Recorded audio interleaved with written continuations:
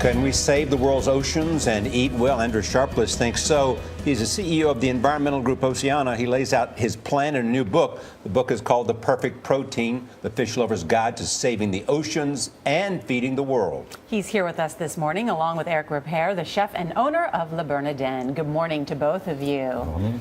So how big of a problem is this, overfishing?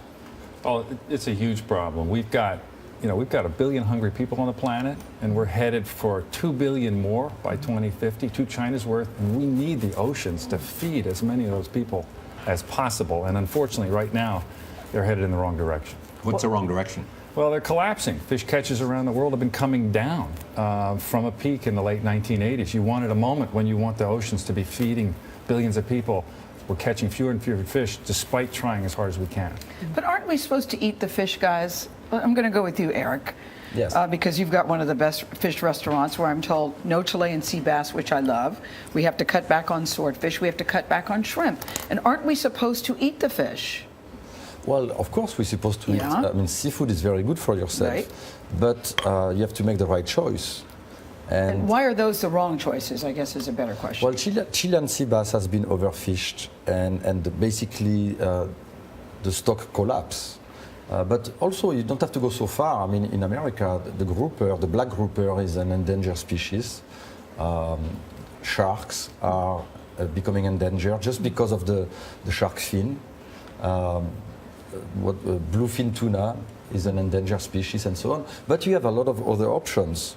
And you can choose we fish. Should concentrate on that. Yes. Because it's almost like save the fish so we can eat the fish, right? You're right. It's kind of a funny idea, isn't it? Yes. To save them. We want to save these animals so we can eat them.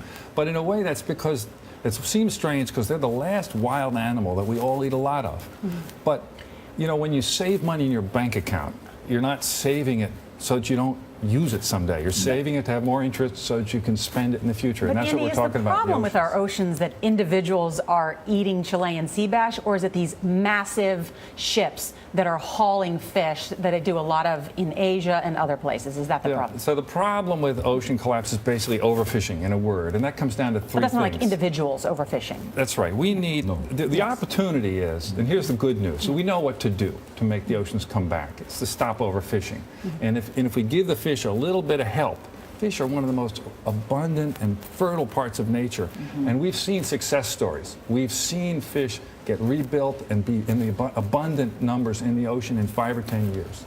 But your point is there are no laws to prevent, in some areas of the world, this type of overfishing. Well, here's the really good news. 9 countries, plus the European Union, manage 2/3 of the world's oceans fish. So if we get just those 9 countries in the EU to do the right thing, stop overfishing. What's the likelihood of that? Well, we're seeing success. I think we can get there.